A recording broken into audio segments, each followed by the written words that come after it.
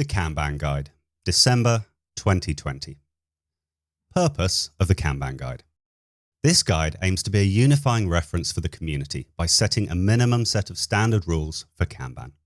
By building upon Kanban fundamentals, the strategy presented here can accommodate the full spectrum of value delivery and organizational challenges. Any use of the word Kanban in this book specifically means the holistic set of concepts in this guide. Definition of Kanban. Kanban is a strategy for optimizing the flow of value through a process that uses a visual, pull-based system. There may be various ways to define value, including consideration of the needs of the customer, the end user, the organization, and the environment, for example. Kanban comprises the following three practices working in tandem. 1. Defining and visualizing a workflow. 2. Actively managing items in a workflow. And 3. Improving a workflow. In their implementation, these Kanban practices are collectively called a Kanban system. Those who participate in the value delivery of a Kanban system are called Kanban system members. Why use Kanban? Central to the definition of Kanban is the concept of flow. Flow is the movement of potential value through a system. As most workflows exist to optimize value, the strategy of Kanban is to optimize value by optimizing flow. Optimization does not necessarily imply maximization. Rather, value optimization means striving to find the right balance of effectiveness, efficiency, and predictability in how work gets done. An effective workflow is one that delivers what customers want when they want it. An efficient workflow allocates available economic resources as optimally as possible to deliver value. A more predictable workflow means being able to accurately forecast value delivery within an acceptable degree of uncertainty. The strategy of Kanban is to ask the right questions sooner as part of a continuous improvement effort in pursuit of these goals. Only by finding a sustainable balance among these three elements can value optimization be achieved. Because Kanban can work with virtually any workflow, its application is not limited to any one industry or context. Professional knowledge workers, such as those in finance, marketing, healthcare, and software, to name a few, have benefited from Kanban practices. Kanban theory. Kanban draws on established flow theory, including, but not limited to, systems thinking, lean principles, queuing theory, batch size and queue size, variability, and quality control. Continually improving a Kanban system over time based on these theories is one way that an organization can attempt to optimize the delivery of value. The theory upon which Kanban is based is also shared by many existing value-oriented methodologies and frameworks. Because of these similarities, Kanban should be used to augment those delivery techniques. Kanban practices. Defining and visualizing the workflow. Optimizing flow requires defining what flow means in a given context.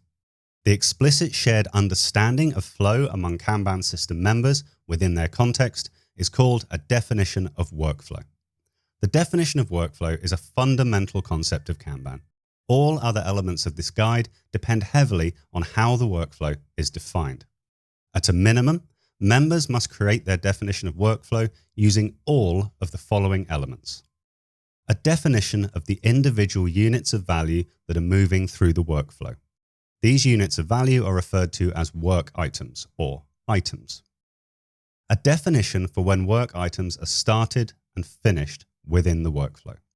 Your workflow may have more than one started or finished points, depending on the work item. One or more defined states that the work items flow through from started to finished. Any work items between a started point and a finished point are considered work in progress. A definition of how work in progress will be controlled from started to finished. Explicit policies about how work items can flow through each state from started to finished. A service level expectation, or SLE, which is a forecast of how long it should take a work item to flow from started to finished. Kanban system members often require additional definition of workflow elements such as values, principles, and working agreement depending on the team's circumstances.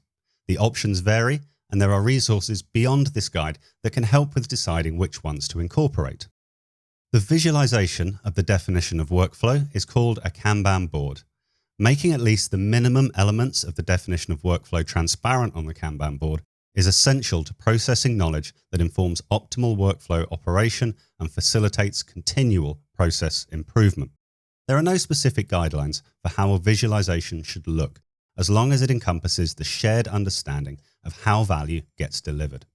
Consideration should be given to all aspects of the definition of workflow, for example, work items and policies, along with any other context-specific factors that may affect how the process operates. Kanban system members are limited only by their imagination regarding how they make flow transparent. Actively managing items in a workflow. Active management of items in a workflow can take several forms, including but not limited to the following: controlling work in progress, avoiding work items piling up in any part of the workflow, ensuring work items do not age unnecessarily using the service level expectation as a reference, unblocking blocked work. A common practice is for Kanban system members to review the active management of items regularly.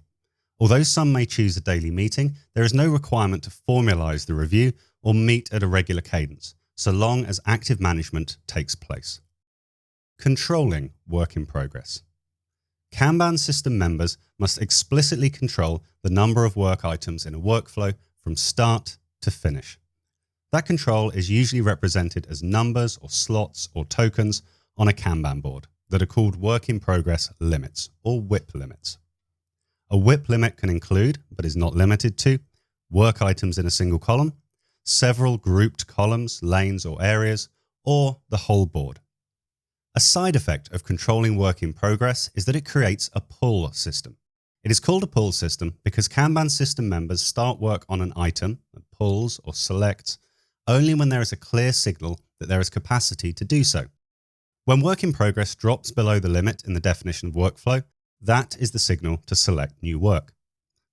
Members should refrain from pulling or selecting more than the number of work items into a given part of the workflow as defined by the work in progress limit.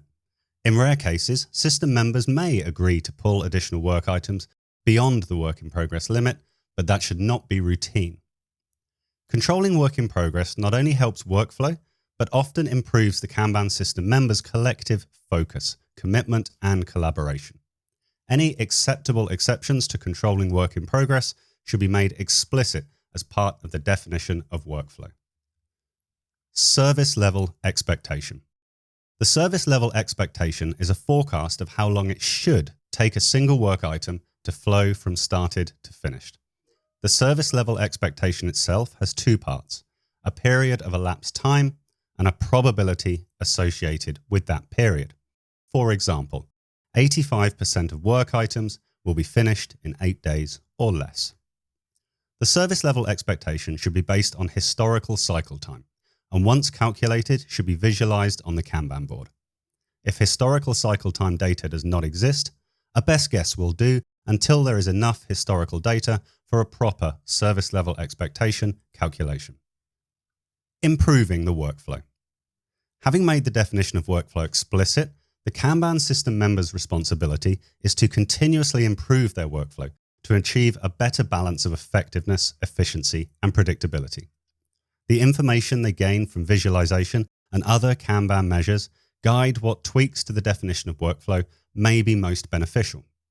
It is common practice to review the definition of workflow from time to time to discuss and implement any changes needed. There is no requirement, however, to wait for a formal meeting at a regular cadence to make these changes. Kanban system members can and should make just-in-time alterations as the context dictates. There is also nothing that prescribes improvements to a workflow to be small and incremental. If visualization and the Kanban measures indicate that a big change is needed, that is what the members should implement. Kanban measures. The application of Kanban requires the collection and analysis of a minimum set of flow measures or metrics. They are a reflection of the Kanban system's current health and performance and will help inform decisions about how value gets delivered. The 4 mandatory flow measures to track are work in progress, the number of work items started but not finished. Throughput, the number of items finished per unit of time. Note that the measurement of throughput is the exact count of work items. Work item age, the amount of elapsed time between when a work item started and the current time.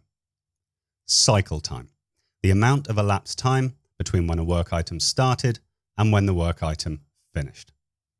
For these mandatory 4 flow measures, the terms started and finished refer to how the Kanban system members have defined those terms in the definition of workflow.